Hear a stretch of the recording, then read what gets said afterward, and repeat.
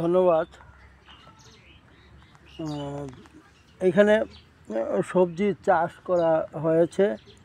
এইখানে মূলা, মরিচ, ভেন্ডি, তারপরে ডাঁটা, এদিকে আছে সরিষা,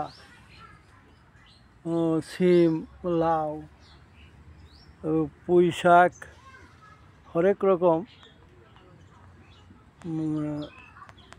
সবজি, টমেটো, আলু, তারপরে এই আছে ধনিয়া, রসুন।